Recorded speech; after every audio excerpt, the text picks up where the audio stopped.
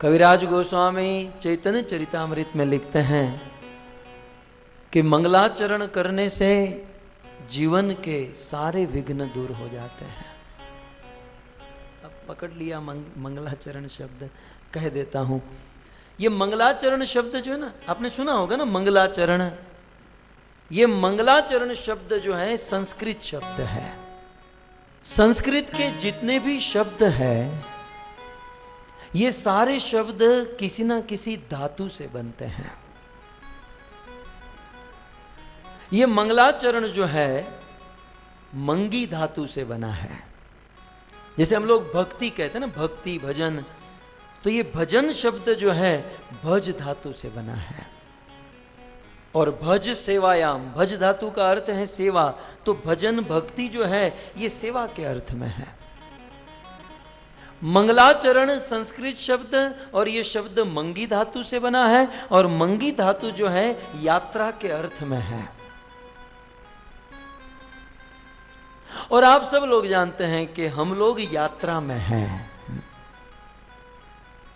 आप लोग कहेंगे प्रभु आप यात्रा में हो, आप अमेरिका से आए हो, हम तो नेपाल के ही हैं, हम कोई यात्रा में नहीं, हम तो घर पर बैठे हैं। आप भले नेपाल में हो, आप अपने घर पर हो, लेकिन तत्व से देखा जाए तो ये जीवात्मा यात्रा में है। भगवत गीता में कृष्ण ने कहा शरीर यात्रा भी, हम सब लोग यात्रा कर रहे हैं। ये नेपाल, ये पृथ्वी, ये मनुष्य शरीर, ये हमारा वास्तविक डेस्टिनेशन नहीं है, ये हमारा वास्तविक गंतव्य, ये अंतिम स्थान नहीं है। हमारा वास्तविक डेस्टिनेशन तो वैकुंठ है। अभी हम सब लोग यात्रा में हैं, और इस यात्रा के 84 लाख स्टेशन हैं। वो स्टेशन कौन से हैं? लुम्बिनी, पोखरा? हाँ? नहीं, इस यात्रा के, आत्मा की यात्रा के 84 लाख स्टेशन है। कभी गाय, कभी बैल, कभी गधा, कभी कुत्ता। अभी हम सब लोग मनुष्य जीवन रूपी स्टेशन पर खड़े हैं। ये मनुष्य जीवन एक स्टेशन। श्रील प्रभुपाद लिखते हैं human body are like a junction. मनुष्य शरीर एक जंक्शन के समान है। जंक्शन समझते हैं? जंक्शन किसे कहते हैं? जंक्शन एक ऐसा स्थान होता है जहां से सभी दिशाओं में ट्रेन चलती है, उत्तर दक्षिण पूर्व पश्चिम। सारे स्टेशन जंक्शन नहीं होते, समझ रहे ना? सारे स्टेशन जंक्शन नहीं होते। कुछ कुछ ऐसे बड़े स्टेशन जंक्शन जिसे कहते हैं, नॉर्थ साउथ वेस्ट सब डायरेक्शन में ट्रेन जाती है। So human body are like a junction.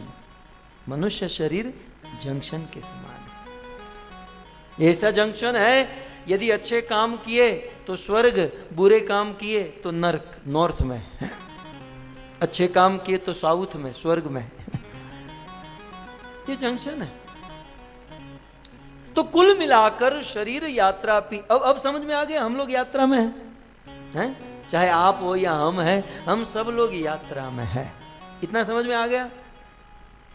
सिर तो हिलाओ कम से कम। हाँ? आप सिर हिलाओ तो मैं समझूं कि ये दूध पात्र में जा रहा है, नहीं तो लगेगा दूध नीचे जा रहा है।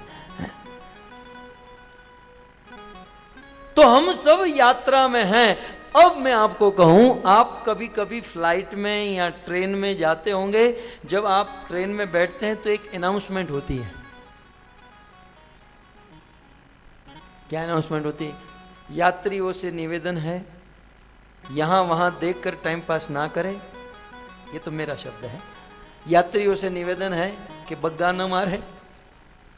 यात्रियों से निवेदन है कि भाई फलानी जगह पर जाने वाली ट्रेन अब तैयार हो चुकी है, सब लोग अपनी अपनी सीट ग्रहण करें। और आप सबकी यात्रा मंगलमय हो ऐसी कामना करते हैं। शुभ यात्रा, हैप्पी जर्नी, आपकी यात्रा मंगलमय हो, ऐसे शब्द सुना है आपने? आपकी यात्रा मंगलमय हो, ठीक है? अब आप ट्रेन में बैठे हैं, फॉर एग्जाम्पल यहां से कहीं ट्रेन तो जाती होगी, कहां जाती है मुझे बताओ, एग्जाम्पल देना है? जनकपुर से कहाँ जाती है? जयनगर, ठीक है। जनकपुर से जयनगर जाती है, अच्छी खासी होती है ट्रेन, एसी कोच होता है, हाँ? अरे कम से कम सपने भी देखने तो अच्छे देखो यार, हैं? एक आदमी मुंबई से वृंदावन जा रहा था, सपने में मैंने कहा, वो कहा कि मेरे सपने में मैंने देखा कि मैं मुंबई से वृंदावन जा रहा हूँ। मैंने कहा कौन सी ट्रेन में जा रहा था? बोला देहरादून। बोला सपने में जा रहा था तो राजधानी में बैठ गया होता, उसमें कहाँ पैसे लगने वाले थे। लेकिन कुछ लोग अच्छा सोच भी नहीं सकते, अच्छा सपना भी नहीं देख सकते। खैर, मैं मेरे मुंबई का दृष्टांत दूं। मुंबई से कोई दिल्ली जा रहा है, ठीक है, और मुंबई से कोई ट्रेन में बैठा और अनाउंसमेंट हुआ कि आपकी यात्रा मंगलमयी हो, ठीक है, ये सब मंगलाचरण के ऊपर चल रहा है, मंगलमयी। तो अब आपके मन में प्रश्न हो कि मुंबई से जो दिल्ली जा रहा है उसकी यात्रा मंगलमयी कब मानी जाएगी? मेरा प्रश्न समझ में आ रहा है आपको? मुंबई से जो दिल्ली जा रहा है उसकी यात्रा मंगलमयी कैसे मानी जाएगी? चलो मैं ही बता दूं, उसमें 3 चीज होनी चाहिए, 3 में से एक भी कम होगा तो वो यात्रा मंगलमयी नहीं मानी जाएगी। सबसे पहली चीज कि जो आदमी मुंबई से दिल्ली निकला है तो ट्रेन दिल्ली ही जाए, कलकत्ता न जाए। भारत की रेल का कोई भरोसा नहीं। सबसे पहली बात क्या है? मंगलमय यात्रा जहां जाने के लिए निकले हैं वहीं पर ही पहुंचाए, ठीक है, उसी के साथ साथ समय से पहुंचाए। दिल्ली जाने कोई निकला है और सुबह 9 बजे का अराइवल है और दोपहर को 12 बजे 3 बजे पहुंचे तो वो मंगलमय यात्रा नहीं है। एक तो सही डेस्टिनेशन पर पहुंचे, साथ ही साथ समय से पहुंचे, और तीसरी चीज इंक्लूड होनी चाहिए कि मुंबई से दिल्ली जब तक ट्रेन चले, यात्रा जब तक चले, उस बीच में कोई विघ्न न हो, कोई प्रॉब्लम ना हो, ठीक है। यात्रा डेस्टिनेशन पर पहुंचे, समय से पहुंचे, और जब तक पहुंचे तब तक कोई भी विघ्न न हो, कोई प्रॉब्लम ना हो। ये तीनों चीज जब होती है तब मुंबई से दिल्ली की यात्रा मंगलमय मानी जाती है। अब ये तो हुई मुंबई से दिल्ली की यात्रा, ठीक है। अब हम लोग भी यात्रा में हैं, शरीर भी यात्रा में है। ये तो मुंबई से दिल्ली की यात्रा मंगलमय हो गई, हमारे जीवन की यात्रा को मंगलमय कब मानी जाएगी?